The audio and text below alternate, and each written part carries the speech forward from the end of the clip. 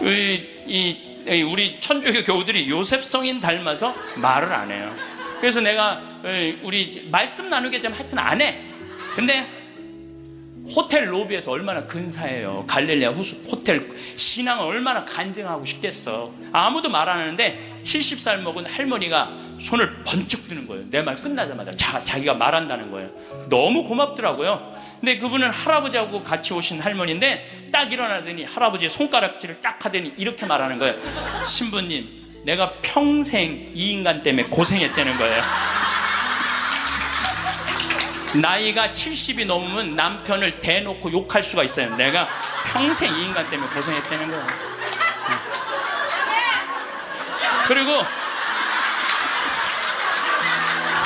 그리고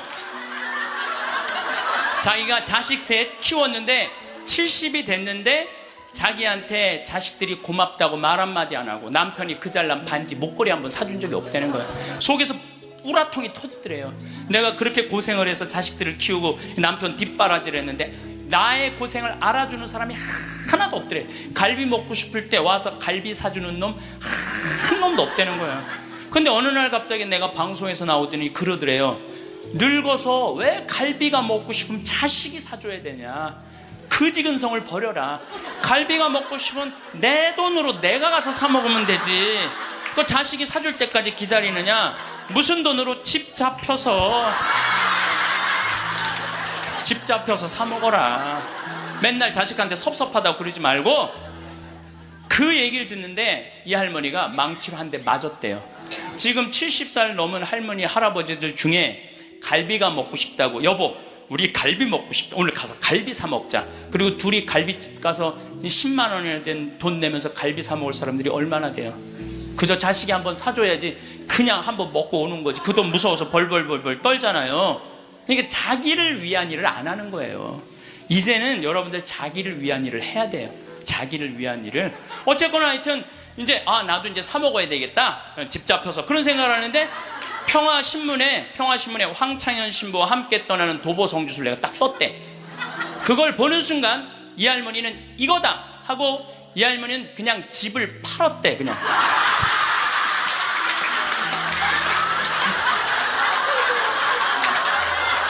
집을 팔았대요. 네. 집을 팔고 1억이 남은 걸 가지고 성주순례를 따라온 거예요. 여동생 부부하고. 근데 왔는데 자기 너무너무 행복하대. 그런데 이 할아버지 맨날 술만 먹던 할아버지인데 성주순례도 안 따라오려는 걸 억지로 끌고 온 거야. 근데 이 할아버지가 다리도 아프다 뭐도 그런데 10일 동안 걸으면서 하느님을 만난 거야. 하느님을 완전히 만나서 성주순례 끝나고 난 다음에 3개월 후에 다시 뒤풀이를 했는데 이 할아버지가 할머니가 그러는 거예요. 저 양반이 미쳤나 보다고. 왜 그러냐면 그전에는 전화만 하면 술 어서 먹을까 이랬는데 요즘 전화만 하면 성당 나와라, 성당 나가야 된다. 세상에 이렇게 돌아보면 난 웃으면서 죽을 수 있을 것 같아요. 또 작년에는 내가 또 아침마당에도 출연했잖아. 아침마당. 평화방송도 모자라서 아침마당까지. 그냥 아침마당을 2번을 강의를 나갔었는데 목요 특강 2번을 강의를 나갔었는데 보통 목요 특강 시청률이 7% 정도 된다고 그래요. 근데 전 2번 다 10.4%가 나왔어요. 이게 뭐 물론 그 3.4%는 우리 천주교 교우들이 봐줘서 올라간 건지 내가 알고 있죠. 천주교 교우들이 봐줘서 올라간 거 알고 있는데 나는 그 목요 특강 하려고 그러면 새벽 4시에 집에서 나와야 돼요. 새벽 4시에 이제 또 눈이 항상 오니까 겨울에 작년에도 마지막 강의 12월 27일인가 나왔는데 그 눈길을 헤치고 와서 이제 딱 가면은요, 여의도에 도착하면은 깜짝 놀랐어요. 여자 둘이서 달겨 들어가고 막 화장을 1시간 동안 하는 거. 화장을 1시간 동안. 평화방송은 생전 화장 안 해주는데 화장을 1시간 동안. 그리고 이제 강의가 끝나고 이제 평창에 집에 들어갔는데 생태마을이 난리가 난 거야. 왜 그런가 했더니 그 강의를 들으면서 실시간 검색어가 1위였대요. 그리고 전국에 우리 교우들이 아니고 일반인들이 전화해갖고 거기 신부님 생태마을 자랑하는데 거기 가보고 싶다고. 근데 할머니 한 분이, 성당도 안 다니는 할머니가 전화해갖고, 오늘 그 강의한 신부님 어쩜 그렇게 유쾌하고 우리 마음을 잘 아느냐고. 근데 그렇게 유쾌한 신부님이 아직도 전화이 되도록 왜 혼자 사느냐고. 그거 좀 장가 좀 보내라고, 그 직원들이. 아니, 저를 염려해 주는 게 우리 천주교 교우들만 염려해 주는 게 아니라 성당 안 다니는 할머니도 염려해 주니 이게 얼마나 행복한 신부예요. 그래서 이게 죽을 때 웃으면서 죽을 수 있을 것 같아. 난 정말 행복했다. 제가 여러분들한테 지금 죽음 껴안기라는 주제로 강의를 하고 있습니다. 우리가 죽는 게 참 싫은 이유는 두려움 때문에 그렇습니다. 두려움. 막연한 두려움이 있어요. 죽고 난 다음엔 도대체 어떤 세상이 펼쳐질 것인가? 그런데 제가 말씀드렸듯이 죽고 난 다음에 우리는 천당에 가요. 네. 왜 천국에 가느냐면은 이 추운 날, 그 눈길을 마다 않고 여기 와서 이렇게 쪼그리고 앉아서 강의 듣겠다고 그러는 여러분들은 슬기로운 처녀들이에요. 네. 기름 종지에 기름이 오늘 또 한 방울 또 모아진 거예요. 네. 그러니까 여러분들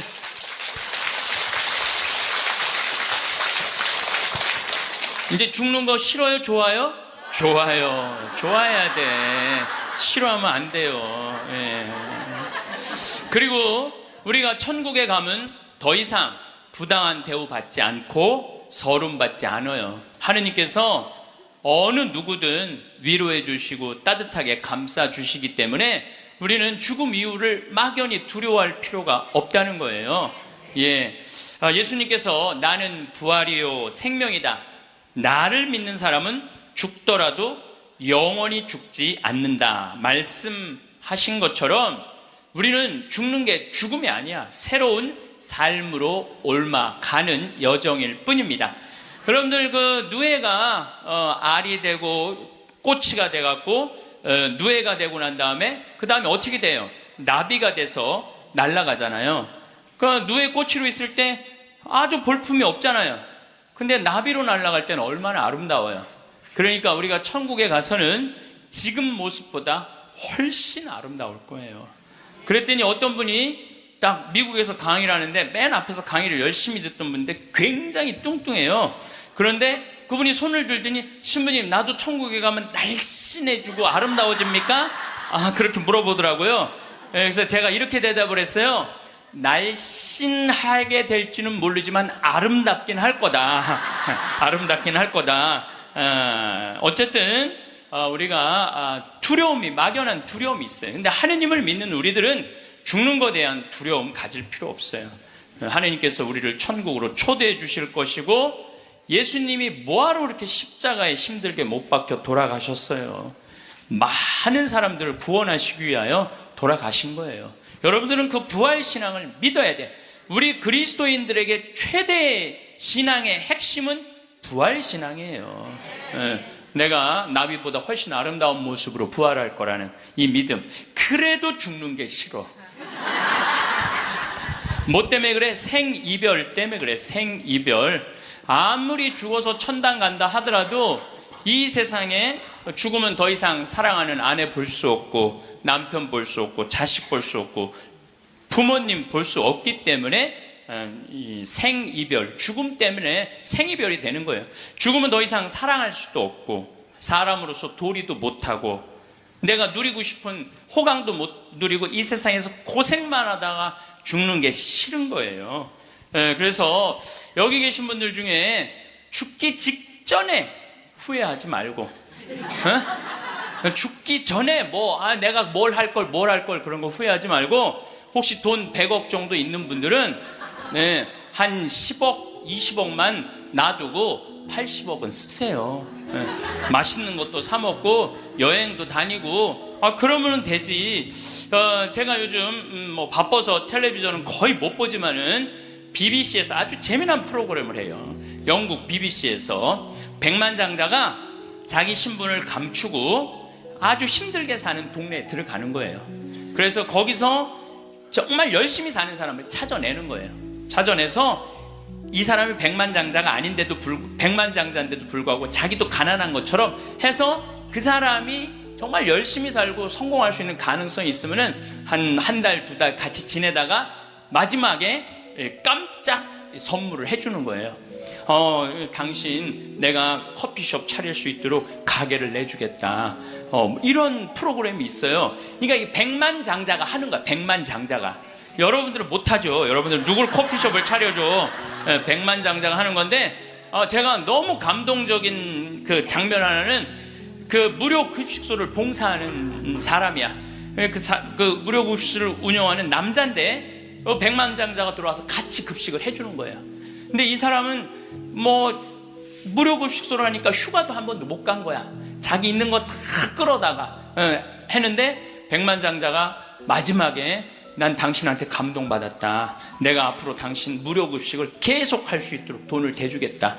근데 더 기가 막힌 거는 가만히 보니까 봉투를 하나 더 줘요. 더 주면서 가만히 보니까 당신 무료 급식소 하느냐고 휴가 한 번을 못 갔는데 이거는 당신 자신을 위한 휴가 비행 티켓이고 호텔 예약권이다. 자신을 위해서도 휴가를 한번 가라. 막 저 그걸 보는데 막 가슴이 막 먹먹하더라고요. 그러니까 돈 많은 사람이 좀 그렇게 살았으면 좋겠어. 돈 많은 사람이 그렇게 살았으면 좋은데 우리나라 부자들은 그런 멋이 없어요. 근데 영국 BBC에서 그걸 하니까 미국에서도 요즘은 해요. 그래서 이 백만장자들이 어려운 사람들을 가서 계속 깜짝깜짝 그러니까 사회가 건강해지는 거예요.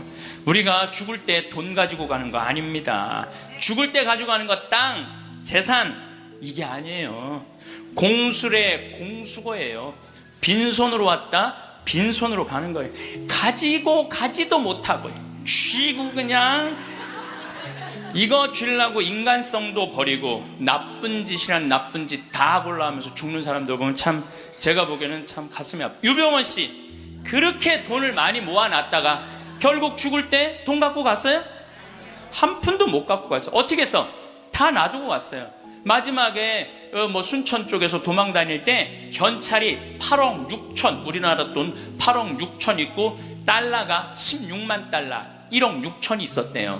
근데 그거 손도 못 댔어요.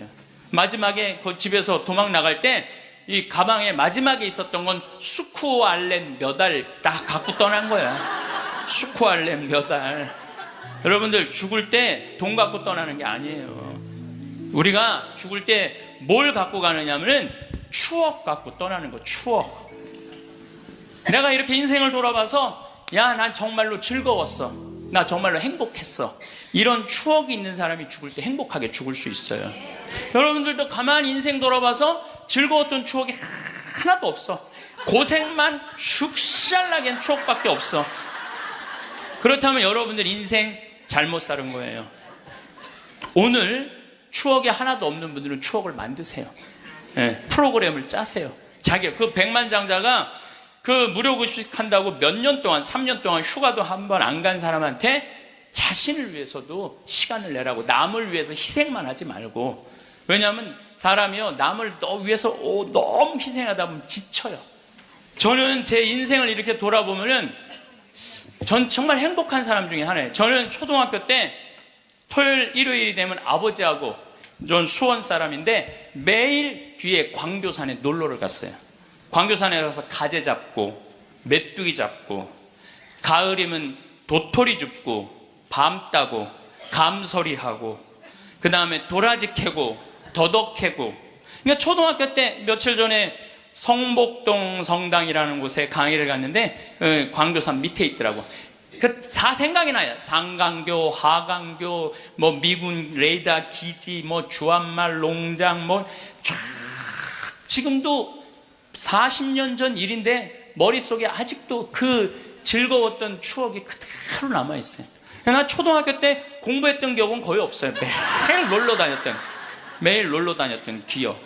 그 생각하면 참 행복해요. 그리고 광교산만 가면은 내가 여기서 초등학교 때 여기서 즐겁게 놀았지. 중고등학교 때 또 성당 참 학교는 일요일은 안 갔는데 성당은 월요일부터 일요일까지 갔어. 월요일부터 일요일까지. 그 여름에 캠프 간다고 우리 때는 4박 5일 갔어요.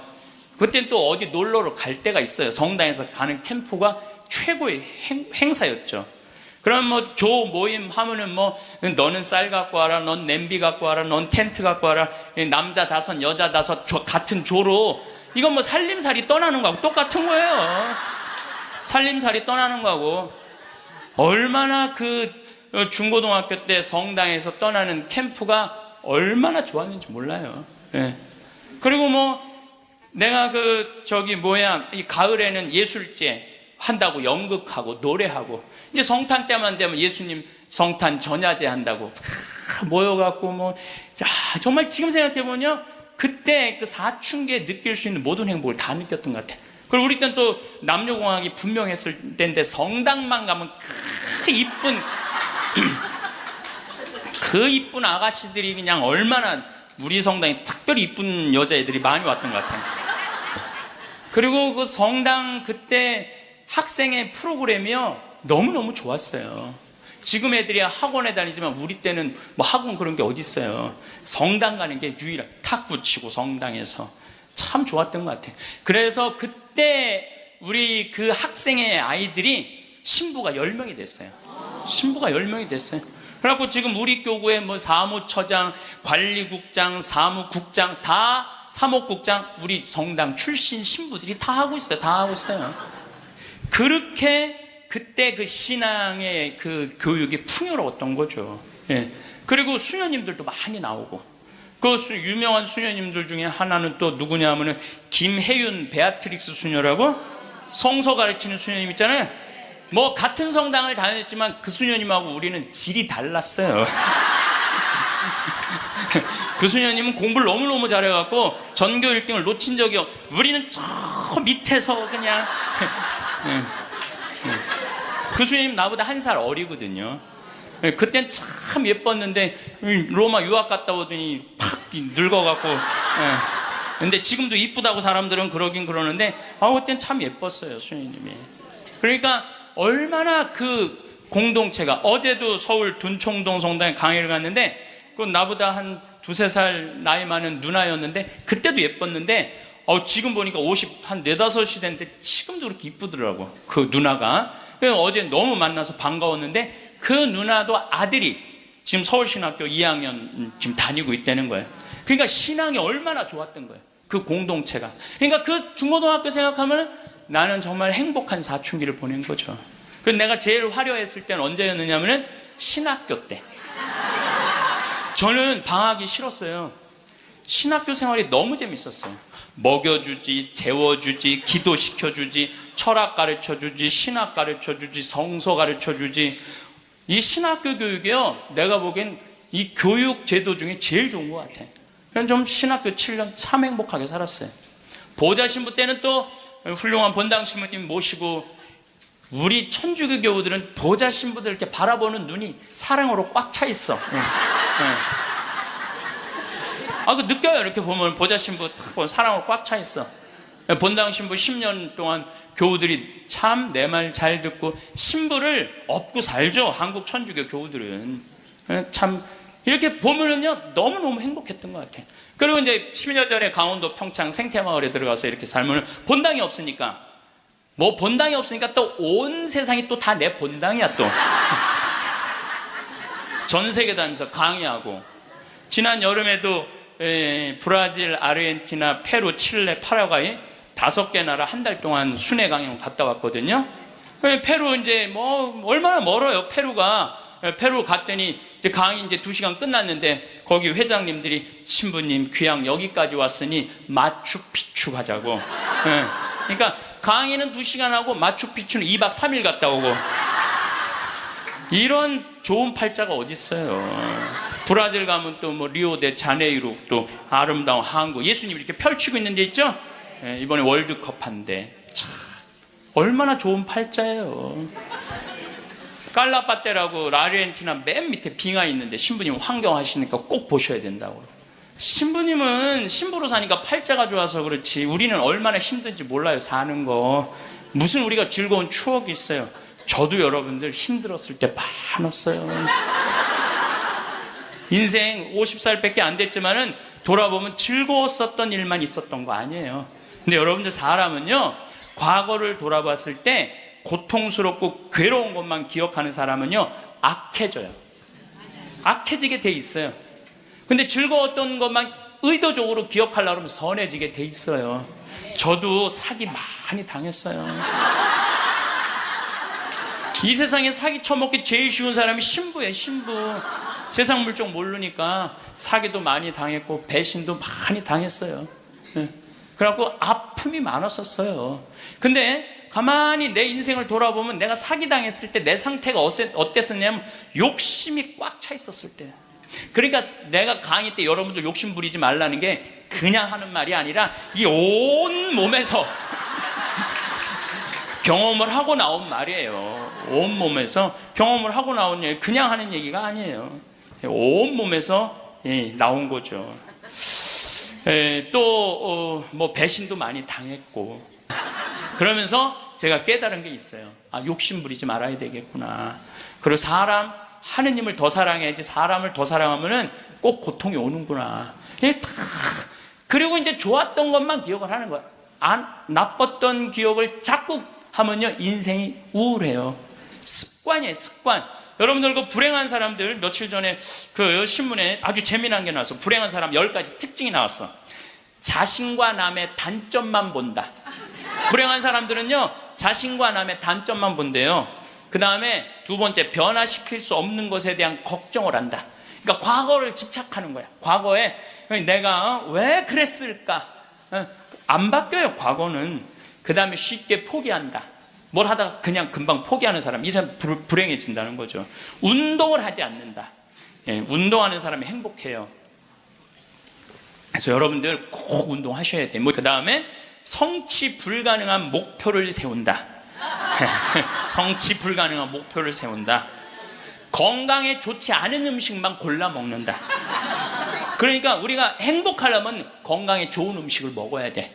우리 청국장 가루 같은 거, 이런 거. 얼마나 좋아요, 이 청국장 가루 같은 거. 나도 오늘 아침에 좀 일찍 나오는 바람에 청국장 가루를, 저는 그냥 제가 일어나자마자 제가 타 먹어요, 맹물에. 그걸 먹으면요, 기분이 참 좋아요. 그리고 이제 요즘은 이제 시래기, 무청 있죠? 우리 생태마을에 그냥 온 생태마을에 무청이 널려 있어요, 지금. 그걸 보고 있으면 기분이 좋아요. 그 시래기 탁 삶아갖고 무쳐갖고 밥을 비벼 먹으면, 우리 생 청국장에다 밥을 비벼 먹으면 너무 맛있어. 잠을 충분히 자지 않는다. 불행한 사람들. 인터넷에 갇혀 산다. 남에 대해 험담, 부정적인 말만 한다. 불행한 사람들은 이런 다 기미가 있어요. 그 다음에 마지막에 용서하기를 거부한다. 난 절대 용서할 수 없어. 이 사람들이 다 불행하다는 거예요. 그래서 여러분들 이렇게 인생을 돌아보면서 억울하고 분한 것만 새기지 마라. 특별히 우리 할머니들, 내가 대동아 전쟁에 시집으로 와서 6.25 전쟁 때, 1.4.5태 때 고생한 얘기, 그거요, 청승이에요, 청승. 행복했던 기억만 하시면 좋아요. 그 다음에 죽을 때 뭐 갖고 가냐면 선행 갖고 가는 거. 선행. 죽을 때 선행 갖고 가는 거. 여러분들 죽을 때 땅 갖고 가는 거 아니라니까요. 집 갖고 가는 게 아니라니까요. 재물 갖고 가는 게 아니에요. 이거는 갖고 갈 수 없는 거야. 갖고 갈 수 없는 거야. 오늘도 전심 먹으면서 잠깐 대화를 했는데, 사람들을 보면요, 1000개를 가지고 있으면서 1개밖에 못 누리고 사는 사람이 있어요.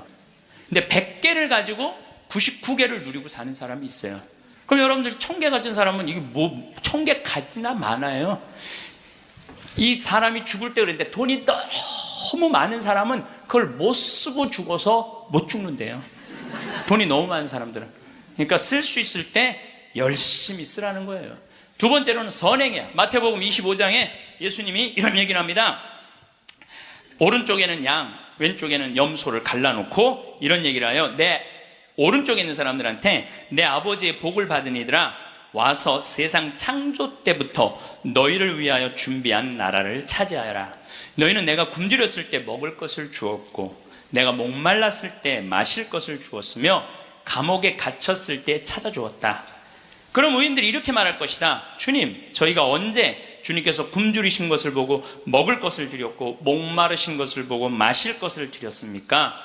언제 주님께서 나그네 되신 것을 보고 따뜻히 맞아 드렸고 헐 벗으신 것을 보고 입을 것을 드렸습니까? 언제 주님께서 병드시거나 감옥에 계신 것을 보고 찾아가 배웠습니까? 그럼 임금이 대답할 것이다. 내가 진실로 너희에게 말한다. 너희가 내 형제들인 이 가장 작은 사람. 여러분들, 그래서 저는 이 단어를 참 요즘 많이 묵상을 해요. 내가 만나는 사람들 중에 작은 이들 가운데 한 사람에게 해준 것이 곧 나에게 해준 것이다. 얼마 전에 우리 아파트 경비병이 분신자살해서 세상을 떠났잖아요. 가장 작은 이한테 해준 게 누구한테 해준 거야? 예수님. 이 지금 대한민국 사람들이 이 말씀을 새겨야 돼요. 돈 좀 벌었다고 작은 이들을 무시하는 이런 사회, 이게 왼편 염소 쪽으로 가는 거예요. 여러분들 오른편 양쪽으로 가려면 어떻게 해야 돼? 작은 이들 중에 목마르고 헐벗고 배고프고 감옥에 갇히고 나그네 된 사람한테 따뜻하게 대해야 되는 거예요. 록펠러라고 있어요. 미국 부자. 이 사람 죽었는데 얼마나 부자냐면 1850년도에 태어난 사람인데 55살에 전 세계의 90%를 줘요. 세계에서 최고로 부자였어요. 55살에 이 사람이 불치병을 딱 판정을 받아요. 1년밖에 못 산다고. 1년밖에 못 사니 전 세계 최고의 부자인데 55세 1년밖에 못 사니 얼마나 기가 막혀요. 병원에서 탁 나오는데 이렇게 보니까 병원 정가운데 뭐라고 써 있느냐면은 받는 자보다 주는 자가 행복하다. 그거를 봐요. 그거를 보고 막 가슴에 전율을 느껴요. 어떤 전율을 느끼냐면 자기는 돈이 그렇게 많은데도 준 적이 없는 거야. 막 회사 병합하고 뺏고 막 이랬거든요. 아주 냉혈한이었어요. 예. 완전히. 그래갖고 가만히 나는 그 많은 돈 중에 준 적이 없네. 준 적이 없네. 여러분들 마음 가끔 이렇게 말하는 분들이 있어. 누가 나 좀 돈 좀 안 주나? 이 사람 불행한 거예요. 이 사람 무조건 불행한 거예요. 내가 누구 돈 좀 줘야지 이 사람이 행복한 거예요. 항상 얻어먹을 자세가 돼 있는 사람은 불행한 거예요. 주려고 그래야 돼. 주려고. 그래서 저는 본당 신부하면서도 교우들하고 밥을 먹어도 정말 내가 냈지 교우들이 돈 못 내게 했어요. 왜냐하면 가만히 보면 교우들 먹고 살기 바쁜데 자식도 공부시키고 월세 세금 내기 바빠 죽겠는데 신부한테까지 돈을 뺏기면서 밥을 사주는 거예요. 이게 그래서 나는 내가 다 정말 많이 냈어요. 그 처음에 신부님한테 밥 얻어 먹은 적이 평생에 처음이라는 교우들을 참 많이 봤어요. 신부님 무슨 돈이? 나 돈 많아. 나는 강사료도 많고 인세가 또 많이 들어오잖아요. 나는 인세도 많이 들어오고 그래서 난 많으니까 걱정하지 마라. 그래갖고 난 다 사줬어요.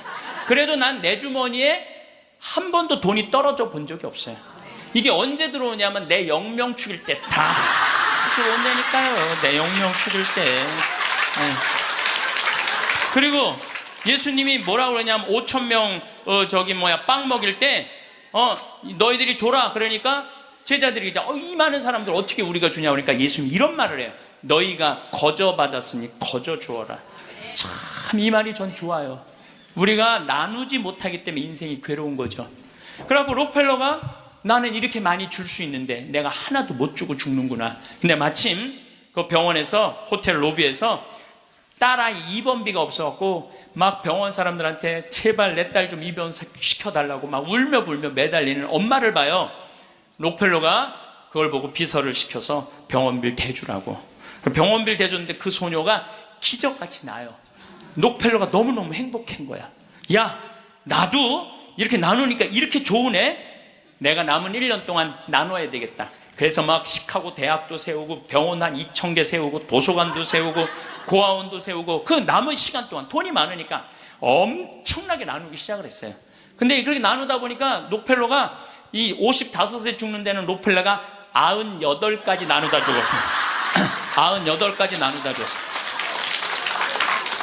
그러면서 죽으면서 록펠러가 이런 얘기를 해요. 어떤 얘기를 하느냐면 내가 쥐려고 그랬던 55년은 쫓기고 살았다는 거야. 인생을. 사람이 가지려고 그럴 때는 인생을 쫓기게 돼 있어요. 근데 내가 나누기 시작하면서부터는 내 삶은 기쁨으로 가득 찼다고 그래요. 기쁨으로 가득.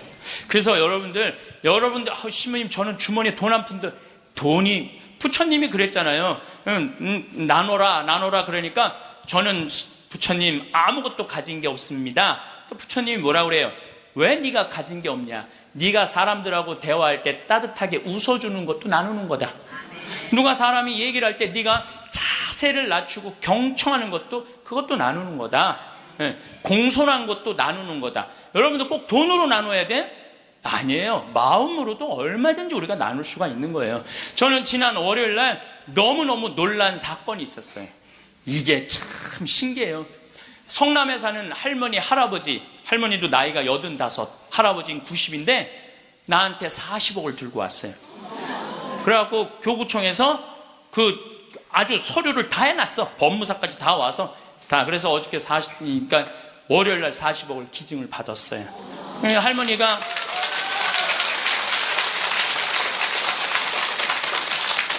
그러니까 되는 놈은 되는 거야.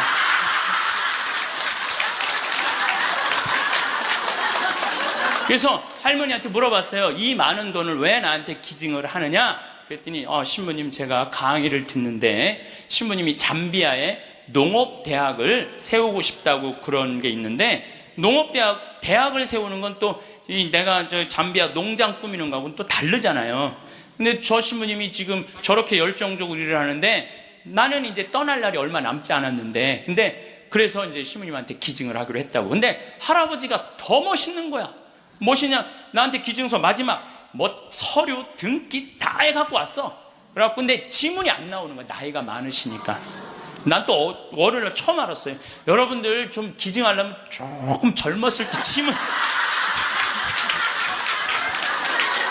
지문 나올 때 하세요. 지문 나올 때. 지문이 안 나오는데 한 10번을 하는데 10번 다 기쁘게 하시더라고요. 근데 할아버지가 이런 말씀을 하세요. 이제야 좀 마음이 홀가분하다고. 그러면서 할아버지가 이런 말씀을 하세요. 그 아프리카에 굶는 사람들을 보면 너무 가슴이 아픈데 그냥 빵을 주는 건 큰 의미가 없다는 거예요. 그 빵을 만들 수 있는 사람을 키워내는 일이 더 중요하다는 거예요. 그래서 이제 그걸 이제 받아서 이제 제가 이제 또 숙제가 하나 생겼죠. 근데 신부님 왜 그렇게 좋아하세요? 신부님 주머니에 한 푼도 안 들어가는데. 왜냐하면은 우리 천주교가 그런 건 참 좋아요. 누가 기증을 받아도 내 이름으로 받을 수가 없어. 신부 이름으로. 그러니까 교구청 법인으로 받는 거야. 그러니까 내가 어떻게 해먹으려고 그래도 해먹을 수가 없어.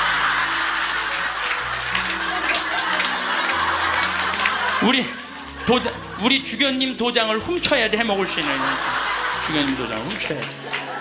근데 그 할아버지가 더 기가 막힌 말씀을 하셨어요. 어떤 말씀을 하셨느냐면은, 신부님 아들한테 물어봤대요. 내가 이거를 40억을 신부님한테 기증하기로 했다. 그랬더니 아들이, 아버지 기증하세요. 나 넓은 집이 있고 직장 있는데 그거 돈 많으면 머리 아파요. 그 아들도 기가 막히죠. 아니 법적으로 소송도 한다는데. 그래서 여러분들 제가 말씀드리는 거는 우리가 죽을 때 갖고 가는 게 땅이 아니라니까요. 집이 아니고 재물이 아니에요. 뭐냐면 선행이야. 선행.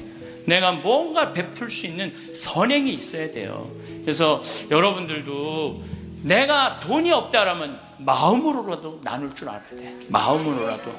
예. 그리고 죽을 때 갖고 가는 건 결정적인 건 믿음이야. 믿음이 없는 사람은요, 노잣돈 없이 떠나는 거예요. 믿음이 없는 사람은 노잣돈이 없이 떠나는 거예요. 죽을 때 빈 털터리로 떠나는 거. 빈 털터리로. 근데 내가 주님께서 날 기다리고 계셔. 주님께서 날 맞아주실 거야. 이 믿음 있는 사람은요, 여행 떠날만 해요. 근데 딱 저승에 들어섰는데 아무도 날 데려가는 사람, 깜깜한 어둠만 날 기다리고 있는 사람은 너무너무 힘든 거죠. 제가 한 10년 전에 우리 후배 신부들을 데리고 제주도에 스킨스쿠버를 데리고 갔어요. 바다에 들어가는 거. 근데 한 6, 7명 신부들하고, 지구 신부들하고 갔는데 문섬, 새끼섬, 서귀포 쪽에, 거기가 참 아름다워요. 근데 이제 그 신부들은 초보니까 강습을 받고, 나는 좀 할 줄 아니까 새끼섬에 바다에 이렇게 들어가서 이제 혼자 이렇게 혼자 절대 가면 안 되는데 그래도 이제 혼자 이렇게 좀 옆에 이제 강습하는 거 보고 혼자 이렇게 돌았어요. 근데 그 신부 중에 하나가 물 공포증 있는 신부가 있어요. 너는 여기서 낚시만 해. 그래갖고 이제 그 신부는 위에서 낚시를 하고 있는데 나는 이제 바다에 들어 물고기가 얼마나 많은지 몰라요. 돌돔 하여튼 물고기가 얼굴을 치고 지나갈 정도로 물고기가 많아요. 바다에 들어가 보면은. 그래갖고 이제 한 바퀴 한 30분 이제 다이빙을 하고 나와서 그 후배 신부한테 물어봤어. 물고기 좀 잡았어? 이 신부가 한다는 얘기가 신부이 한 마리도 없나 봐요. 30분 동안 한 마리도 못 잡았어요. 그러는 거예요. 그 많은 물고기를 두고 그 위에서 낚시하는 사람은 한 마리도 없는 줄 알고 그냥 계속 한 마리도 없다고 투정을 부리더라고요. 신앙생활도 똑같아요. 신앙생활도 내가 하느님을 믿고 하느님 안으로 빠져들면은요, 그 안에는 온 세상이 하느님의 섭리야. 하느님의 손길이고 하느님의 사랑이야. 근데 많은 사람들은 그 물속에 뛰어들지 않아요. 뛰어들지 않고 바깥에서 있는 거야 없는 거야 하느님 계신 거야 안 계신 거야 이러고 있으니까 잡아요 못 잡아요? 못 잡아요. 여러분도 오늘도 야 명동에 오늘 그 신부님 강의 간대자 가자 데리고 올라오래. 아유 뭘 가 니네나 가. 난 나중에 기회 되면 갈게. 그 사람은요 못 잡는 거예요. 물고기를 못 잡는 거예요. 얼마나 하느님 안에 들어가면은 신앙의 보물이 얼마나 많은데. 또 우리 보자 신부님이 그런 얘기를 해요. 보자 신부님이 자기 낚시를 참 좋아해요. 우리 보자 신부님이. 근데 신부님 강론 때 그러더라고요. 보면은 아무리 물고기가 안 나와도 한 자리에서 4시간 5시간 앉아있으면 결국은 나올 때 되면 밑밥을 뿌리면은 나올 때 되면 엄청나게 나온다는 거예요. 그럼 우리 보자 신부님이 우리 조카 며느리 아이가 아기를 가져갖고 잉어를 좀 해달라는 거예요. 가면 막 이렇게 잡아오는 거예요. 어떻게 이렇게 재주가 좋으냐 그러니까 신부님이 한 자리에 계속 있으면 잡는다는 거예요.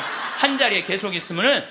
근데 자기가 낚시터에 가보면 한 마리도 못 잡아가는 사람이 있대. 어떤 사람이냐면 1시간씩 옮기는 사람.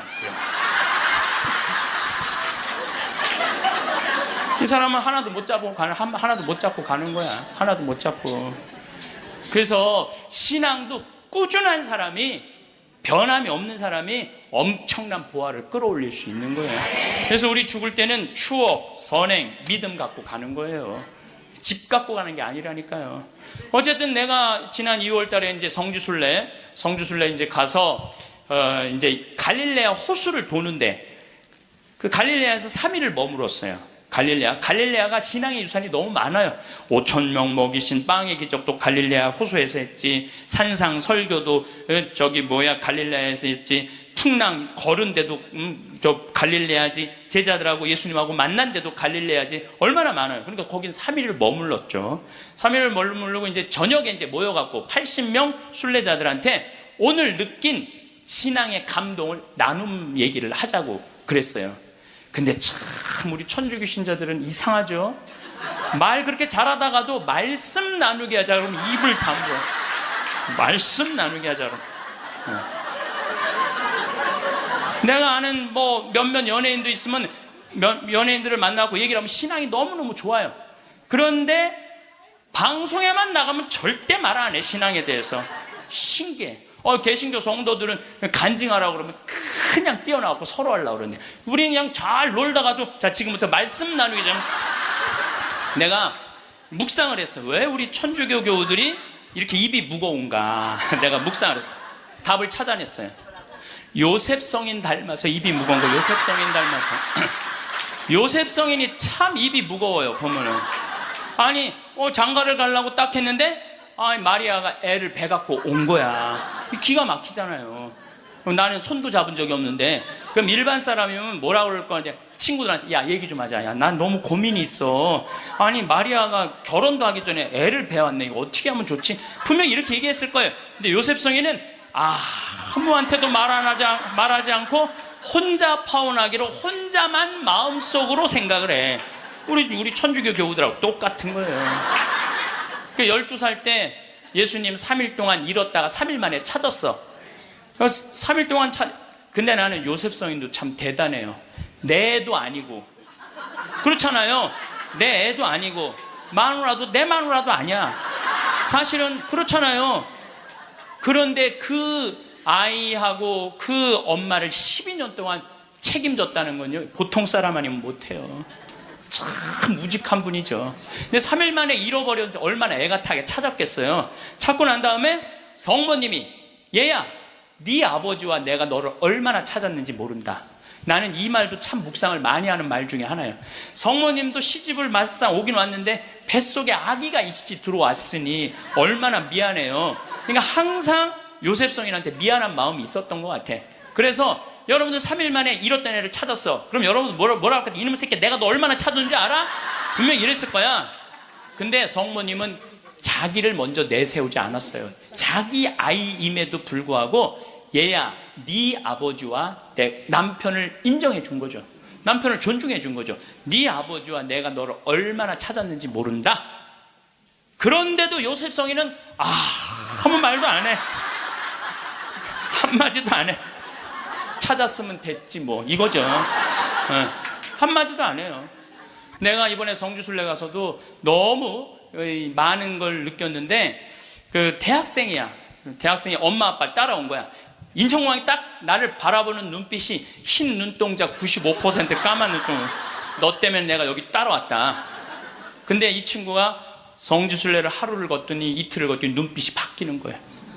그러면서 마지막엔 이 친구가 이런 말을 하더라고요. 신부님, 저는 가슴이 지금 터질 것 같이 행복하다는 거예요. 살아계신 예수님을 만나서 가슴이 터질 것 같이 행복하다는 거예요. 그리고 그 친구는 엄마 아빠가 길을 잃고 헤매, 공부 굉장히 잘하는 아이였어요. 근데 지금 의대 공부를 한대요. 내가 아프리카에 좀 가서 봉사 좀 하자 그랬더니, 그러니까 길을 찾은 거지. 그러니까 여러분들 제발 좀 죽기 전에 가지 말고 언제 가? 지금 가세요. 지금 가세요. 성공한 사람들을 보면 크게 두 부류로 나뉘는 걸 알 수 있습니다. 하나는 자신이 성공했다고 여기저기 떠벌리고 다니는 사람들, 그리고 또 하나는 조용히 아무 말 없이 자기 삶을 사는 사람들입니다. 우리는 흔히 성공을 하면 자연스럽게 자랑하고 싶어질 거라고 생각하죠. 좋은 차를 사고 비싼 시계를 차고 SNS에 멋진 사진을 올리고 싶을 겁니다. 왜냐하면 그렇게 하면 남들이 나를 더 인정해 줄 거라고 믿으니까요. 하지만 현실은 그렇지 않습니다. 오히려 진짜 성공한 사람들은 그렇게 행동하지 않습니다. 왜냐하면 보여줄 필요가 없기 때문입니다. 돈이 많다고, 높은 자리에 있다고, 유명하다고 해서 굳이 그걸 드러낼 필요는 없습니다. 그걸 아는 사람들은 이미 알고 있고 모르는 사람들은 알 필요가 없죠. 그런데도 굳이나 성공했다고 떠드는 사람들이 있습니다. 그런 사람들은 왜 그럴까요? 간단합니다. 그 사람들은 사실 그렇게까지 성공한 게 아니기 때문입니다. 우리는 종종 SNS에서 성공한 사람들을 봅니다. 해외여행을 가고 고급 레스토랑에서 밥을 먹고 멋진 차를 타고 다니는 모습? 그런데 가만히 보면 그런 걸 보여주는 사람들은 언제나 뭔가를 팔고 있습니다. 강의를 팔든 자기 브랜드를 홍보하든 아니면 단순히 자기 자존감을 유지하려고 하든 간에 결국 목적이 있는 거죠. 진짜 부자들은 그렇게 하지 않습니다. 오히려 조용히 아무도 모르게 자기 일을 합니다. 왜냐하면 자랑해서 얻을 게 없기 때문입니다. 오히려 괜히 잘난 척했다가 사람들에게 이용당하거나 시기와 질투를 받거나 쓸데없는 오해를 사는 게 더 피곤합니다. 이건 단순한 돈 이야기가 아닙니다. 사회적인 성공을 이룬 사람들도 마찬가지입니다. 진짜 실력 있는 사람들은 자기 실력을 굳이 떠벌리지 않습니다. 왜냐하면 그럴 필요가 없으니까요. 자기 분야에서 최고라면 사람들이 먼저 알아서 찾아옵니다. 반대로 실력이 부족한 사람일수록 자기를 포장하려고 애씁니다. 우리가 흔히 듣는 말이 있죠. 빈수레가 요란하다. 이 말이 괜히 있는 게 아닙니다. 정말 내실이 있는 사람들은 굳이 시끄럽게 굴지 않습니다. 반대로 겉만 번지르르한 사람들은 자기가 얼마나 대단한지 떠들고 다닙니다. 이걸 좀 더 현실적인 예로 들어볼까요? 동창회에 나가면 꼭 이런 사람이 있습니다. 옛날에는 별거 아니었는데 갑자기 잘 됐다고 나타나서 자기가 얼마나 성공했는지 자랑하는 사람. 처음에는 다들 와 대단하다 하고 들어주지만 시간이 지나면 어떨까요? 대부분 속으로 이렇게 생각할 겁니다. 저 사람 뭐 저렇게까지 티를 내? 결국 그런 사람은 점점 멀어지게 됩니다. 반면에 정말 성공한 사람들은 조용합니다. 굳이 자기가 어떻게 살고 있는지 설명하지 않죠. 그런 사람들은 오히려 주변에서 먼저 알아보고 자연스럽게 존경을 받습니다. 그게 진짜 성공입니다. 그럼 우리는 어떻게 해야 할까요? 내가 뭔가를 이루었을 때 굳이 남들에게 알릴 필요가 있을까요? 물론 가까운 사람들에게 좋은 소식을 전하는 건 좋습니다. 하지만 굳이 모든 사람들에게 나 이렇게 잘 살고 있어요 하고 알릴 필요는 없습니다. 그런 행동은 결국 나에게 득이 되지 않습니다. 성공이라는 건 원래 조용한 겁니다. 내가 잘 되고 있으면 주변 사람들이 자연스럽게 알게 됩니다. 굳이 내가 말하지 않아도 내 행동과 태도에서 묻어나오게 되어 있습니다. 그러니 굳이 보여주려고 애쓰지 마세요.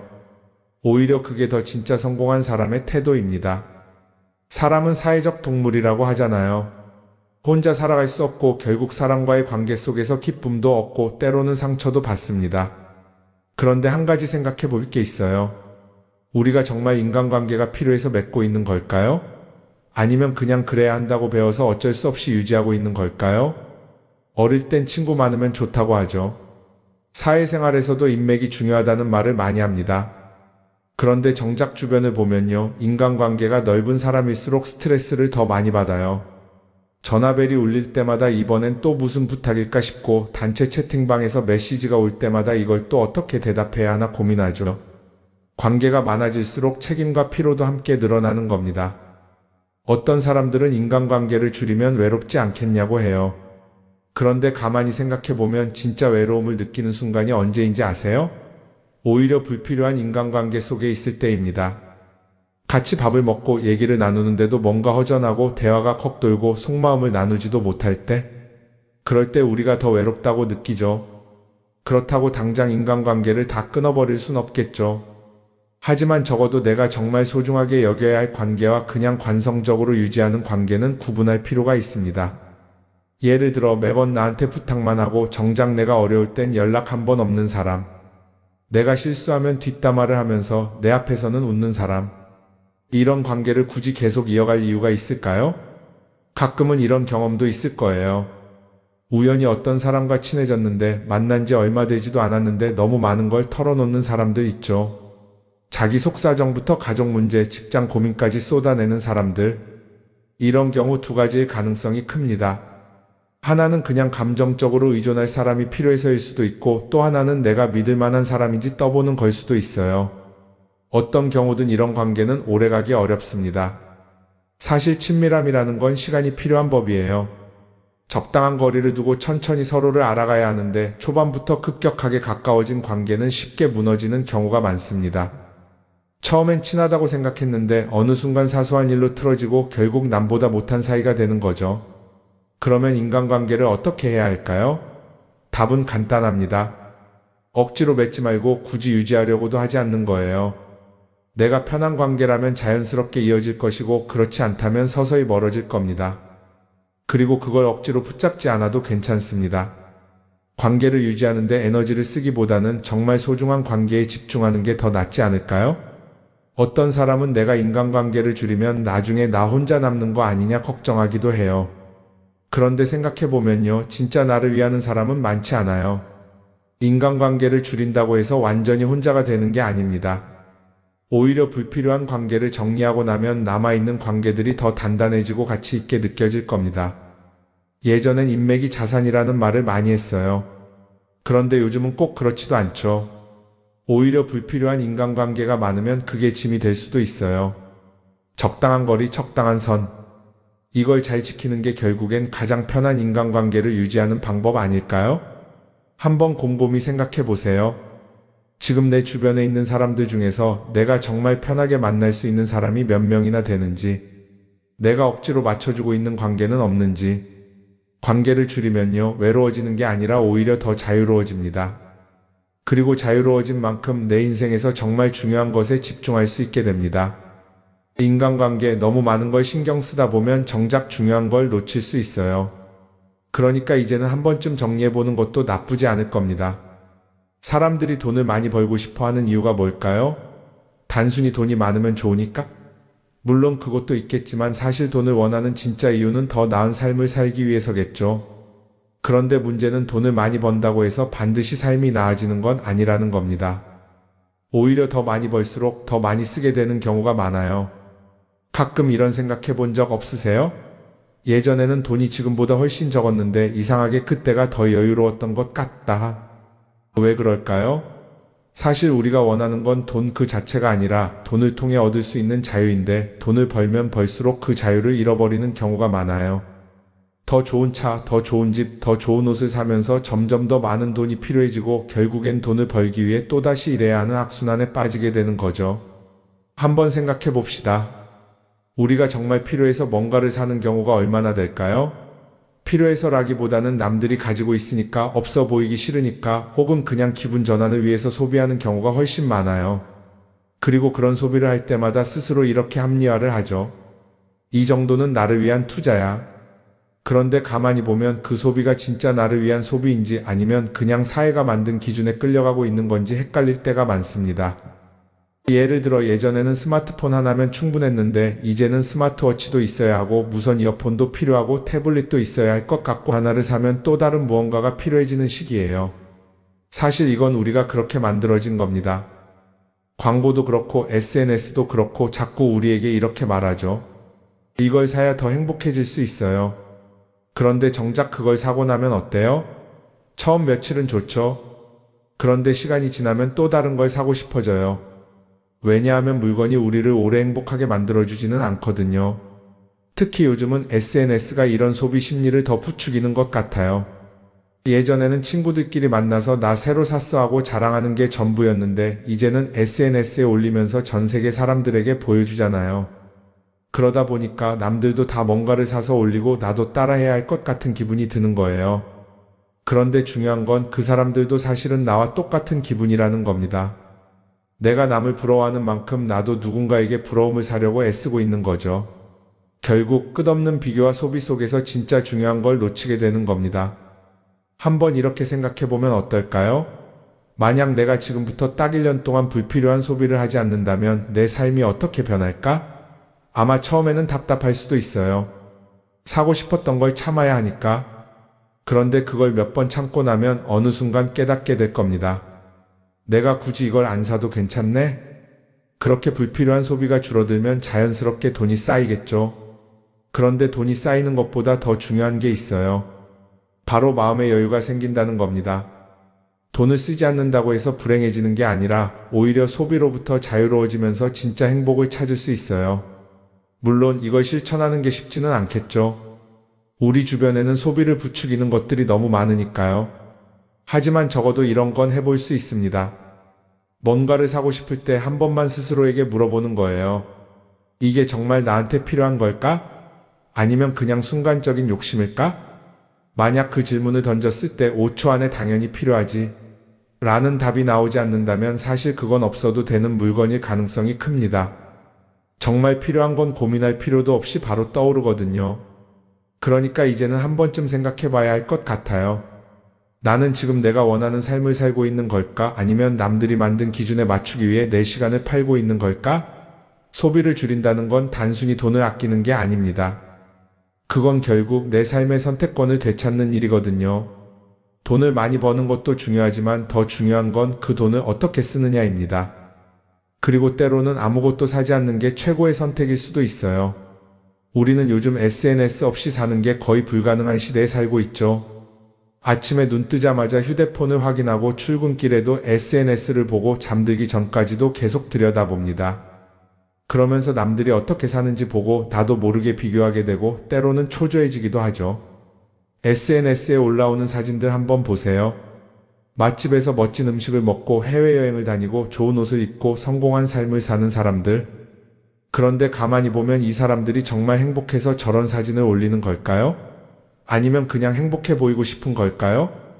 실제로 SNS에 가장 많이 올라오는 사진이 뭔지 아세요?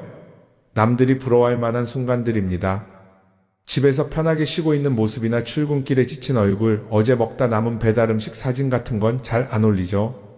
대신 멋진 레스토랑, 명품 가방, 고급 호텔 같은 것들이 올라옵니다. 왜 그럴까요? 결국 SNS는 보여주기 위한 공간이기 때문입니다. 여기서 중요한 게 있어요. 우리가 SNS에서 보는 건 그 사람의 삶 전체가 아니라 편집된 일부 장면이라는 겁니다. SNS는 마치 한 편의 다큐멘터리나 영화처럼 잘 꾸며진 장면들만 보여줍니다. 그런데도 우리는 그걸 보면서 아, 저 사람은 나보다 더 행복하구나 하고 착각하죠. 예를 들어 SNS에서 한 친구가 해외여행을 가서 아름다운 풍경을 찍어 올렸다고 해볼게요. 우리는 그걸 보면서 부럽다, 나도 저렇게 살고 싶다라고 생각하겠죠. 그런데 정작 그 친구는 사진을 찍고 나서도 일 때문에 스트레스를 받고 있을 수도 있고 여행 비용을 감당하느라 카드가 걱정을 하고 있을 수도 있습니다. 그 부분은 우리는 알 수가 없죠. 그런데 문제는 이렇게 남들과 비교하는 습관이 쌓이면 결국 내 삶이 초라하게 느껴진다는 겁니다. 원래는 그냥 조용히 살아도 괜찮았는데 SNS를 보고 나면 나만 뒤처지는 것 같고 뭔가를 더 해야 할 것 같고 괜히 불안해지죠. SNS는 기본적으로 사람들의 비교 심리를 자극합니다. 남들이 가진 걸 나도 갖고 싶게 만들고 남들이 하는 걸 나도 해야 할 것 같은 기분이 들게 만들죠. 그러다 보니 필요하지도 않은 걸 사게 되고 무리해서라도 화려한 곳에 가게 되고 남들에게 보여주기 위해 사는 삶을 살게 됩니다. 그럼 어떻게 해야 할까요? 사실 정답은 간단합니다. SNS에서 보이는 것들을 곧이곧대로 믿지 않는 것입니다. 그리고 더 중요한 건 남과 비교하는 걸 멈추는 것이에요. 어떤 사람이 비싼 차를 타고 다닌다고 해서 그 사람이 꼭 행복한 건 아닙니다. 좋은 차를 타고 다니지만 밤마다 사업 걱정에 잠 못 이루는 사람도 많아요. 반대로 대중교통을 이용하지만 마음 편하게 사는 사람도 있죠. 결국 행복은 보이는 것이 아니라 느끼는 것입니다. SNS를 덜 보면 덜 불행해진다는 연구 결과도 있어요. 하루 종일 남의 삶을 보면서 비교하는 시간을 줄이면 내 삶에 집중할 수 있는 시간이 많아지는 겁니다. SNS를 완전히 끊을 필요는 없지만 최소한 그 안에 있는 것들이 전부 진짜라고 생각하지 않는 태도는 필요합니다. 우리는 누구나 자신만의 속도로 살아가고 있어요. 남들은 남들대로 사는 거고 나는 나대로 살면 됩니다. SNS에서 남들의 화려한 모습을 볼 때마다 한 번쯤 이렇게 생각해 보세요. 이건 그 사람이 보여주고 싶은 삶일 뿐이다. 그러면 조금은 편해질 겁니다. 사람들은 다들 자기 인생을 살아간다고 생각하죠. 그런데 가만 보면 정말 자기 인생을 사는 사람이 얼마나 될까요? 많은 사람들이 사실은 남이 만들어 놓은 기준에 맞춰서 살고 있어요. 좋은 대학, 좋은 직장, 좋은 차, 좋은 집. 다들 이런 걸 목표로 삼지만 정작 내가 원하는 삶이 뭔지 깊이 생각해 본 적이 없는 경우가 많아요. 이건 어릴 때부터 교육받아온 방식과도 관련이 있어요. 우리는 어릴 때부터 이렇게 살아야 한다는 틀 안에서 자라죠. 공부 열심히 해서 좋은 성적을 받아야 하고 좋은 직장을 가져야 하고 결혼도 적당한 때에 해야 하고 마치 인생이 정해진 수순이라도 있는 것처럼요. 그러다 보니 나 스스로 정말 원하는 걸 고민하기보다는 그냥 남들이 정해놓은 목표를 따라가게 돼요. 그런데 이렇게 남의 기준에 맞춰서 살다 보면 어느 순간 공허함을 느끼게 됩니다. 이게 정말 내가 원했던 삶인가? 하는 의문이 들 때가 오죠. 어릴 땐 성적이 목표였고 사회에 나와서는 연봉이 목표였고 결혼하고 나서는 아이 교육이 목표였는데 그 목표를 이루고 나면 허무한 거예요. 계속 뭔가를 이루긴 했는데 정작 나는 어디에 있는지 모르겠는 거죠. 진짜 중요한 건 내가 원하는 게 뭔지를 아는 것이에요. 그런데 이게 쉽지 않죠. 오랫동안 남의 기준대로 살아왔기 때문에 막상 내가 정말 원하는 게 뭐지? 하고 물어보면 선뜻 대답하기 어려운 경우가 많아요. 하지만 이 질문을 하지 않으면 우리는 평생 남이 정한 기준 속에서 살게 됩니다. 그럼 어떻게 해야 할까요? 첫 번째로 필요한 건 내가 왜 이런 생각을 하게 됐는지 스스로 점검하는 거예요. 예를 들어 내가 비싼 차를 사고 싶다고 생각한다면 그게 정말 내 필요 때문인지 아니면 남들에게 잘 보이기 위해서인지 한번 따져봐야 해요. 만약 남들이 나를 어떻게 볼까 하는 게 더 중요하다면 그건 내 기준이 아니라 사회가 만들어 놓은 기준일 가능성이 큽니다. 두 번째는 다른 사람의 의견에 휘둘리지 않는 연습을 하는 거예요. 우리는 살아가면서 끊임없이 남들의 평가를 받죠. 그 나이에 그런 걸 시작한다고? 지금 그게 가능하겠어? 이런 말들이 우리를 흔들어 놓습니다. 그런데 그런 말에 신경 쓰다 보면 결국 아무것도 하지 못하게 돼요. 중요한 건 남들이 뭐라고 하든 내가 결정하는 거예요. 물론 남의 조언을 들을 수도 있고 참고할 수도 있죠. 하지만 최종 결정은 항상 내 몫이어야 합니다. 내가 결정하고 내가 책임지는 거. 그렇게 해야 내 삶을 온전히 내 것으로 만들 수 있어요. 세 번째는 내가 한 선택에 책임지는 자세를 가지는 거예요. 많은 사람들이 무언가를 선택하고 나서도 후회하죠. 괜히 이걸 했나? 이 선택이 잘못된 건 아닐까? 그런데 한 가지 확실한 건 후회한다고 해서 과거가 바뀌지는 않는다는 거예요. 내가 한 선택이라면 그 선택이 틀렸다고 해도 받아들이고 그 안에서 최선을 다하는 게 더 중요해요. 이렇게 말하면 그럼 실수하면 어떡하죠? 라고 걱정하는 분들도 있을 거예요. 하지만 생각해보면 우리가 실수를 두려워하는 이유도 결국 남의 시선 때문이에요. 내가 실패하면 남들이 날 어떻게 볼까? 이런 걱정이 더 크죠. 그런데 남들은 생각보다 우리한테 관심이 없어요. 우리가 성공하든 실패하든 남들은 자기 삶을 사느라 바빠요. 그러니까 내 인생의 주인은 결국 나 자신이라는 걸 명확히 할 필요가 있어요. 내 선택을 하고 그 선택에 책임지면서 남이 아니라 나에게 맞는 길을 찾는 것.